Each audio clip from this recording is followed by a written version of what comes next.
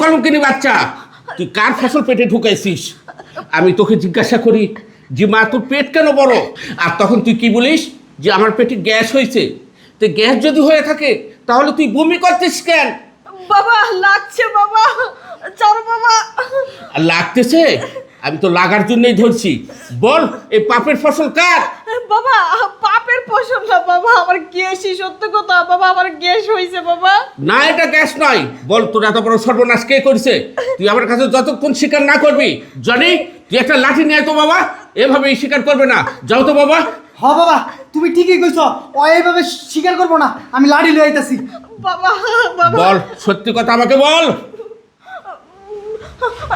তুই সত্যি করে ক ক ক ক ক ক তোর এই সর্বনাশ কেডা করছে ক না না না, আমি বলতে পারবো না। ক নালে তোর আজকে মাইরালাম। ক ক ক কইলাম। না আমি এটা বলতে পারবো না। কি তুই বলতে পারবি না? জানি এভাবে হবে না, একে রুমে নিয়ে যা, হাত পা বেঁধে মারতে হবে। না বাবা, তুমি এত বড় শাস্তি আমাকে দিও না বাবা। তাহলে তুই বল, এই সর্বনাশ তো কে করছে বল। বাবা ওর কথা বললে তোমরা বিশ্বাস করবে না। এই আমাদের এখানে মান সম্মান চলে যাইতেছে, আর তুই বিশ্বাসের কথা কইতেছ। ক ক তোর এই সর্বনাশ কেডা করছে ক। ভাই শুন, আমি তোকে যতবারই বুঝাইতে চাই, যতই বুঝাই, তুই কোনোদিন বিশ্বাস করবি না ভাই, তুই কোনোদিন বিশ্বাস করবি না। হেই কলঙ্কিনী, আমার তো বিশ্বাস না কইরা আর কোনো উপায় নাই। তুই যে কাম করছস, তোর এখনো বিয়া শাদী হইছে না, আর তোর গর্বে এখানি সন্তান। তুই ক এই কাম কার লগে করছস ক, পরের দামি দেখতাছি। ভাই শুন জনি, তুই বিশ্বাস করবি তো আমি বললে?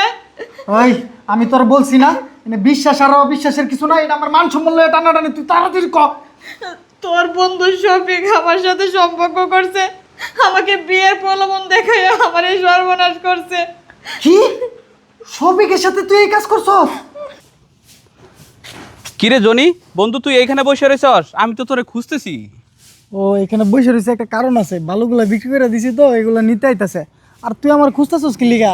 বন্ধু, তোর খুব একটা দরকার আছে আমার, তোর সাথে একটা বিষয় শেয়ার করতে চাই। আমার সাথে দরকার? কি এমন দরকার, কি শেয়ার করবি বল।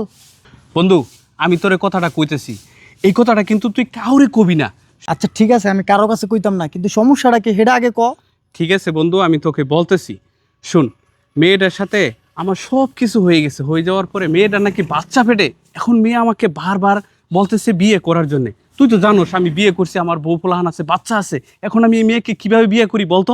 হেই বেটা, এটা কোনো বিষয় হইলো?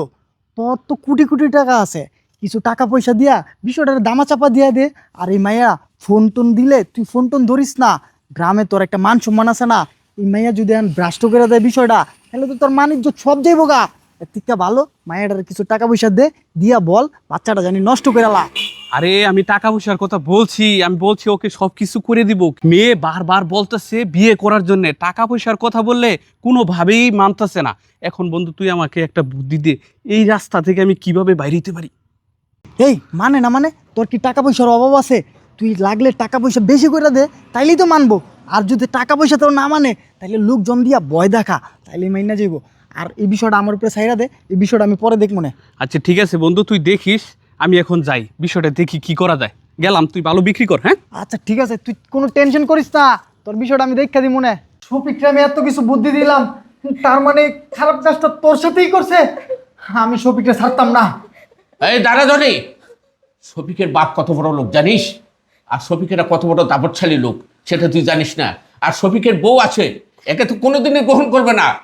এই শোন, তুই একটা কাজ কর, তোর বোনকে নিয়ে হসপিটালে যা।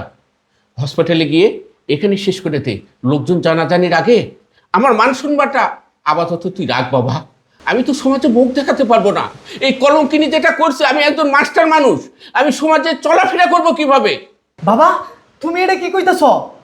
তুমি এক মেয়ের চিন্তা কইরা, তোমার মান সম্মানের চিন্তা কইরা শফিককে তুমি এইভাবে ছাইরা দিবা? বাবা এটা কখনোই হইব না। আমি শফিকের বিরুদ্ধে যতটুক ব্যবস্থা নেওয়া লাগে আমি ততটুক ব্যবস্থা নিব। শফিককে এভাবে ছেড়ে দেওয়া যাবে না।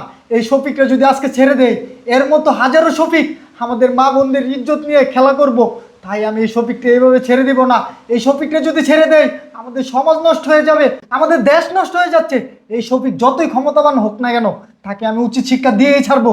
হয়তো আমার বোনকে বিয়ে করতে হবে, না হলে ওর জন্য আমার যতটুকু যাওয়া লাগে আমি ততটুকুই যাব।